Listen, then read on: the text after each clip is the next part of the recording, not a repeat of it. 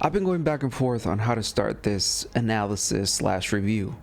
Do I address the story first, since that was Age of Calamity's biggest selling point, or do I start with gameplay that many Zelda fans might not be very fond of? Or how about I start with the fact that this, in essence, isn't really a true prequel to Breath of the Wild, but rather a totally new storyline, which thus creates a parallel timeline to Breath of the Wild, and now further complicates the trilogy that was going to be Breath of the Wild, and now a myriad of documents, Zelda encyclopedias, and lore will have to be updated, and this enraging longtime Zelda nerds, such as myself, as a result, because wasn't the purpose of Breath of the Wild to consolidate all of the timelines created during Ocarina of Time that basically spanned the course of over 15 years, and now that means that we'll see another 15 years of confusing timelines and nonsensical reasons as to why this is related to this but not this other thing, even though they're quite literally the same thing. Alright, sorry, got a little carried away there. You might say I got a little overwhelmed with hatred and malice. What? Why are you staring at me? It was a decent joke. Anyways, before I begin, let me start by saying, I know this isn't a true Zelda game. This is a Warriors game, used to tell the story of a Zelda game. I don't want people to think I'm comparing this game to Breath of the Wild because, well, I'm not. They're two completely different games and they can stand on their own. It's a little useless to compare an open world adventure game to a hack and slash game. They're just two completely different genres. So any and all mentions of Breath of the Wild from here on out are mostly based on story elements. Age of Calamity is a very unexpected game. We first heard about it only a few months before its release. No speculation, no teasers, no nothing. It was dropped on us like a Sheikah bomb, and we all were taken by surprise. A prequel to what is one of Nintendo's crown achievements, Breath of the Wild, is nothing to scoff at or put to the side. What Breath of the Wild lacked in story could finally be complemented by a prequel to its story. We were all very hopeful, but at the same time filled with dread at the thought of seeing our favorite champions, Urbosa, die at the hands of Blight Ganons, these ragdoll looking evil puppets. But spoiler alert, this wasn't any of that. What we got instead is the creation of a more confusing timeline. To understand what this game is, let's go back to the beginning. The game greets us in the future when Calamity Ganon has completely taken over Hyrule Castle and is on a killing spree, using its guardians corrupted with malice as it's killing drones. During this commotion, we see what is one of Breath of the Wild's most iconic scenes. The fall of Link to the hands of a guardian army. As Link is about to perish, Zelda swoops in and saves this man in distress from imminent death. This powerful explosion of light causes a new character to the story to be awoken from its slumber, deep inside the castle in Princess Zelda's study. This little adorable little cute, how you doing, my little baby? How?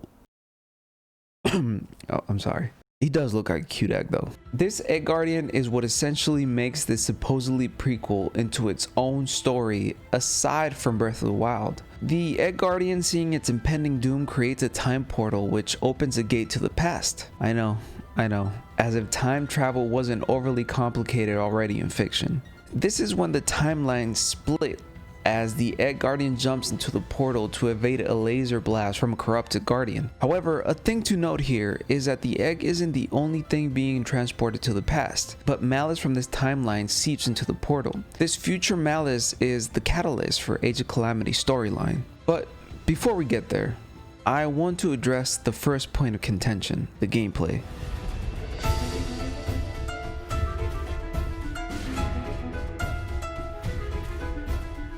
As I've already mentioned, this game isn't comparable to Breath of the Wild in the slightest.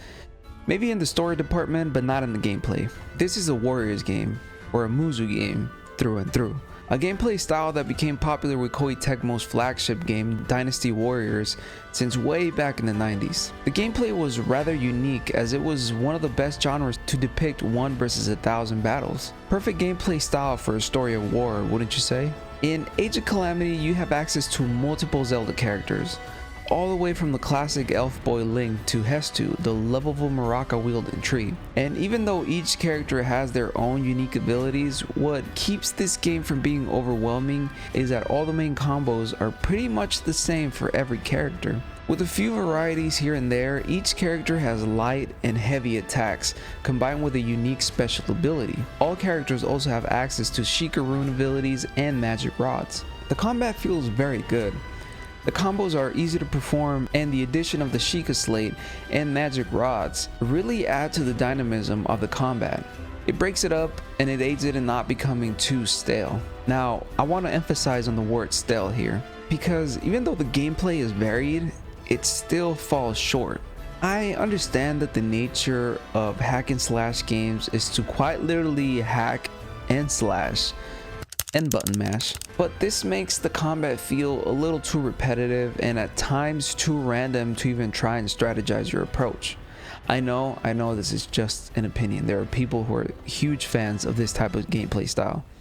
I mean, sure, you can put your mind to it and use the fire rod on an ice enemy to weaken its defenses, but half the time, that's all there is to it. The runes serve as counterattacks mostly rather than actual weapons or strategy tools, and you find yourself just mashing light attack, light attack, light attack, light attack, and end it with a heavy attack, until you break down the enemy's defenses to do a weak point smash attack, or fill up your special attack gauge to deal a lot of damage. Don't get me wrong, the weak point and special attack animations are extremely well done and they actually look amazing and they feel good to pull off, but they're far too common to be considered special. Now, to touch upon a big element that was a huge issue in Breath of the Wild is weapons. They don't break anymore. Isn't that great news? You heard that right. No more fighting bokoblins with a tree branch because you don't want to use your flame blade that you worked so hard to get because you're afraid of it breaking and don't really know where to find another one. After every mission, you're rewarded with a combination of different kind of weapons. These weapons can then be fused to upgrade some of your main or your favorite weapons and thus leveling them up, increasing their attack stat and level. Alternatively, you can sell off some of these weapons for rupees that you can use to buy items, level up your characters, amongst many other things. And I love this. It liberates the player from having to be restricted to just a few low-level weapons and encourages players to focus more on their favorite kind of weapon. Although I will admit that after 30 hours, I am still very confused as to how exactly fusing weapons work. I mean, I get it. You're basically feeding lower level weapons to a main weapon to level it up. But some weapons level some weapons more than others, and it gets to a point where you just have too many weapons that you just end up selling them all except from your main ones. And you don't know which weapons to save to actually use them as level up tools. Now, let's talk about the world of Age Calamity. The game is mission based. You go from place to place in the map of Hyrule. Yes, that big ass map. But not really. Not literally. The map serves as a hub between missions in which you can select missions, do side missions, unlock abilities, level up your characters, etc. And honestly, I kinda hated it. I kinda disliked it. Hate is a strong word. Don't get me wrong, there's content for days and the stories behind some of these quests are actually pretty interesting to read as they all tell a real-time story of what's happening in Hyrule. And they also serve to kind of build the characters as you're basically role-playing as the characters helping the people of Hyrule in these missions. However, I would have loved for there to be a centralized hub or overworld where you could access these missions. A place like the castle's market, a village, an outpost, I don't know, something to build the world and not just experience it through battles. A game that does this pretty well is Dauntless. This game is a free game and it's kind of like a Monster Hunter, but not really. Between each mission, you're brought back to an overworld which you can interact with other players, you can interact with NPCs, and you can just roam around. And it's not necessarily open world, but it is a centralized hub. I kind of would have loved this for it to be implemented in this game. Just think about running around Castle Town Market and just interacting with the people of Hyrule. That would have made this game way better. I really hope that makes sense. because many fans definitely had a thirst for an experience in Hyrule pre-Calamity, and this was a huge missed opportunity. Just world building is what I'm saying. One positive from this map is that it also feels very good to tick off some of these side quests. It's the easiest thing to clear some of these, as it's basically just a collectathon, and you even have your Sheikah sensor to aid you throughout the game. It feels like a Sheikah to-do list. The game also forces you to complete these side missions, as they are essential for your progress, and they increase your health, your combo strings, and your special attack gauges. So yes, the map is a really good way to approach a hub, but it still feels very uninteresting in my opinion. Now, you also have the ability to command divine beasts. Yeah, you heard me. You didn't have that, did you? Yeah, I thought so.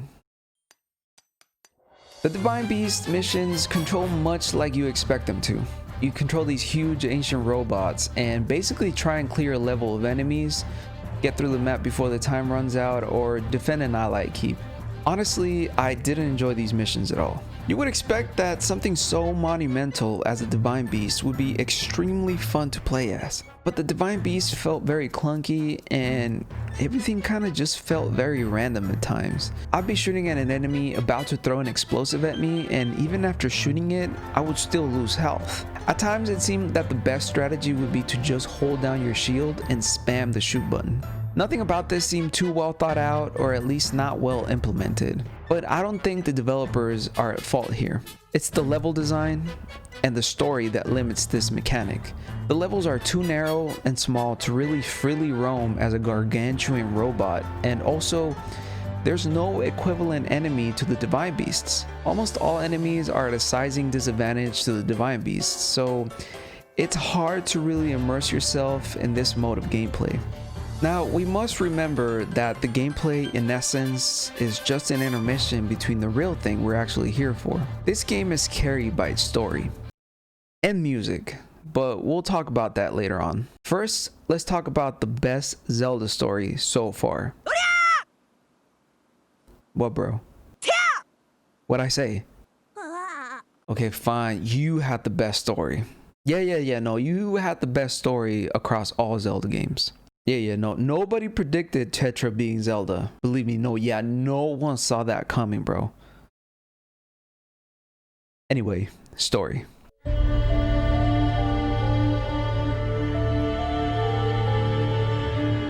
As I already said, to not be redundant, we all expected this game to be a retelling of what happened 100 years before Breath of the Wild took place. So we were already ready to pull our tissues out and cry ourselves out. However, the little tidbits here and there that the game shows you regarding this new Egg Guardian and the futuristic Malice begin to paint a new picture, one that we may not be all too familiar with. As we advance the story, we begin to understand that this Egg Guardian has time traveled to alter the events of Breath of the Wild.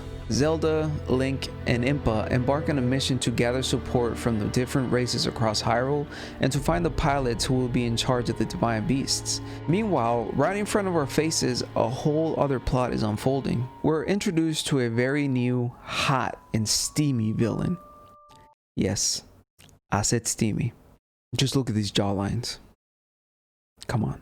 This villain resembles a couple of past evil characters from the Zelda franchise.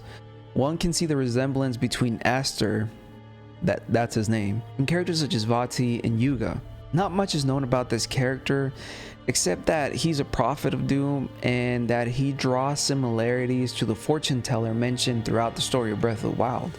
Throughout the game, much of what we already knew happens. However, what this game really thrives in was plot twists. When we first begin to see how this story deviates from the original is when our heroes see what the Calamity actually does in the future thanks to our little egg friend and the images it had stored in it. This, in theory, is what changed the course of H Calamity, because now the forces of Hyrule were cognizant of what was at stake. The entirety of Hyrule would see unimaginable chaos, destruction, and even the death of our champions. From here on out, the story begins taking its own form.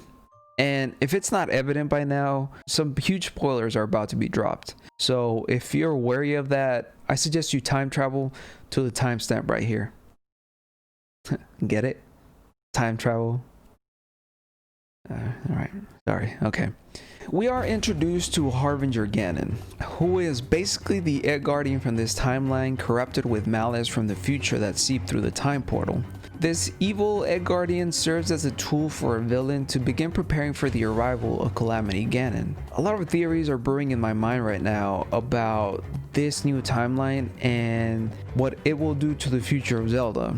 So please just hold any and all thoughts. We also see what is the biggest turn of events, as the divine beasts are overtaken by Black Ganon summoned by Aster, and the champions are about to encounter their foretold death in Breath of the Wild. Here, Nintendo basically said, "Fuck it, we're gonna split the timelines."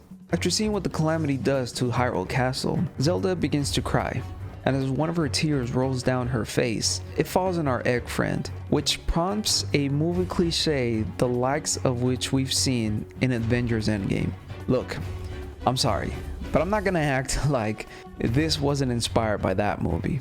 After the tear falls on our egg friend, it creates a rift in time and opens time portals across Hyrule. Now you see the resemblance? These portals result in the champions who are about to die to, well, not die, thanks to their future descendants. Riju, Yunobo, Teba, and Sidon. Adult Sidon, if you will. This threw me into a loop. I did not see this coming, even though it's very obvious. Time travel has been hinted since the beginning. I mean, I was in complete shock. I couldn't believe it.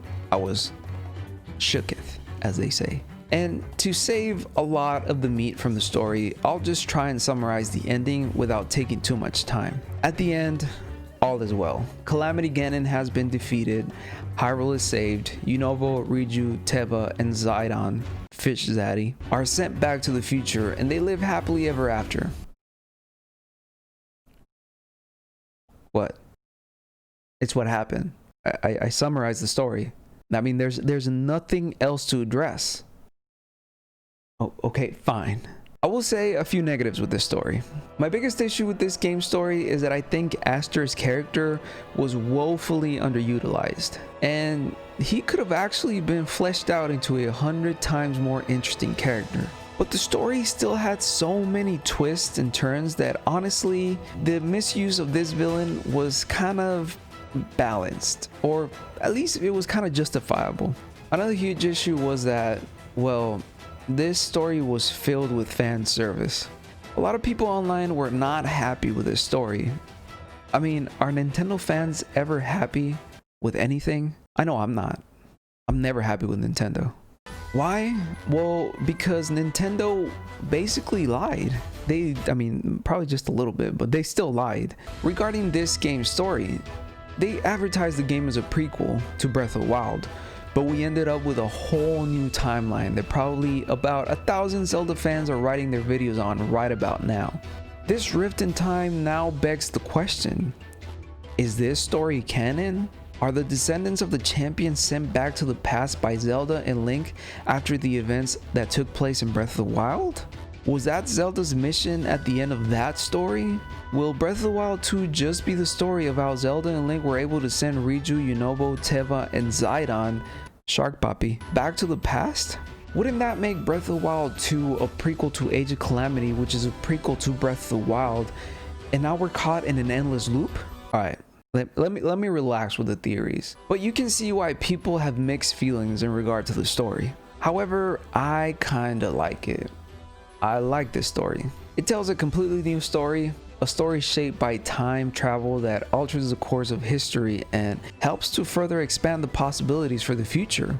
I mean, at least in the Breath of the Wild timeline. I'm glad Nintendo threw us in for a loop, but it begs the question as to whether Age of Calamity will stand on its own, or will it actually be tied into the future of the series?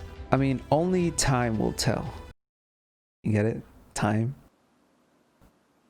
travel.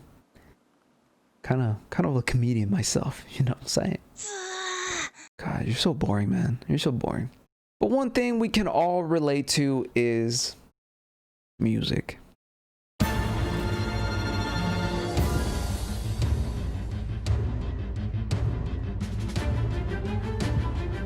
It's good. It's really good. Like, it's exceptionally good. Extremely good, if you will. Like, I'm not kidding. This is one of the best Zelda soundtracks to have ever graced my ears.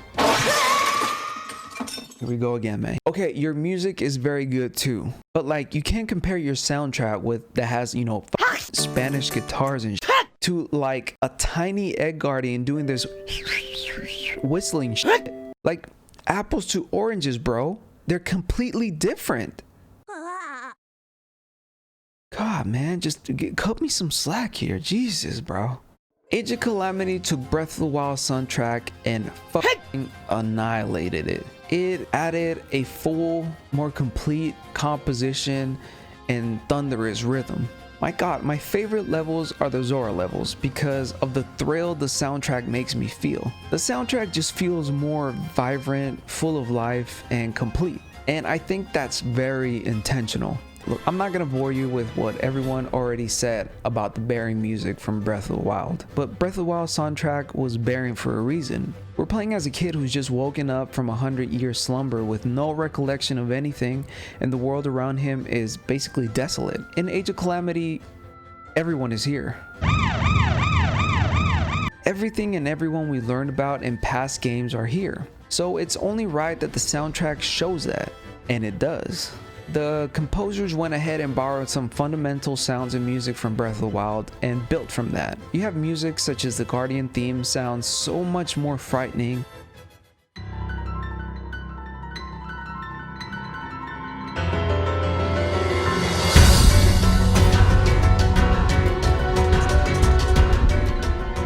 And you have tracks such as An Uneasy Heart that just exudes a melancholic ambience.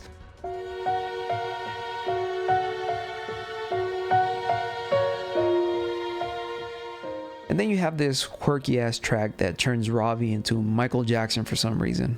Guardian Model! I'm still unsure whether the Zelda team saw all of our complaints about the music in Breath of the Wild and corrected themselves in this new game, or their purpose was quite literally what I just explained, to paint a brighter and more lively world. They wanted the music to portray what is actually happening in the game, an emotional journey filled with twists and turns, full of character, charisma, and, well, hope. Hope for a better tomorrow.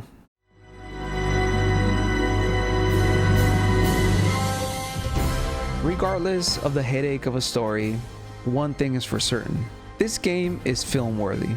Yeah, I mean, it's a fan service and it basically is filled with movie cliches left and right. But it's literally something you can sit down and watch. The cutscenes from the game total to about 2 hours worth of content, and it's entertaining as hell to watch. Just last night, I stayed up late watching the cutscenes on YouTube because I enjoyed the story that much. However, I honestly think why I enjoyed the story so much was because this game complements the overarching Breath of the Wild story.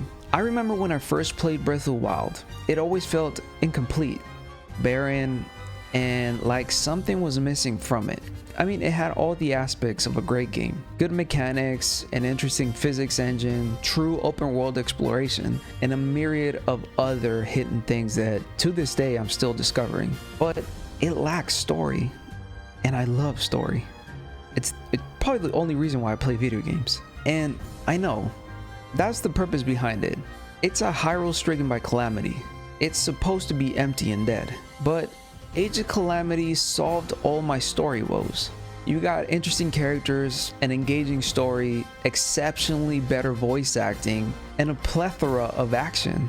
The game left me yearning for more story, to see what happens next. It had me at the edge of my seat. It had me shedding tears of joy, but especially tears of sadness because it did such a good job at making these new characters much more relatable and endearing because they're basically unknown in Breath of the Wild. We don't get to see a lot of interaction between them. So this built a lot of character around the story and around the characters. I have to give my kudos to the Zelda and Koei Tecmo team for writing what is essentially one of the best complementing just relax, man. One of the best complementing Zelda stories. Age of Calamity is a side dish, to the main entree that was Breath of the Wild. And that's all I'm gonna say. But you let me know what you think down below. Did you enjoy Age of Calamity? Have you beaten it? Is it what you all expected? Or were you expecting something completely different? Did it live to expectations or did it fall short? Let me know down below in the comments. If you like this video, please go ahead and like and subscribe. Links to my socials are down below. Please make sure to follow me on Twitch, where I play all these games to completion, and I'm writing my reviews as I play them on Twitch. So any and all support down on Twitch is greatly appreciated. I drop videos on here weekly.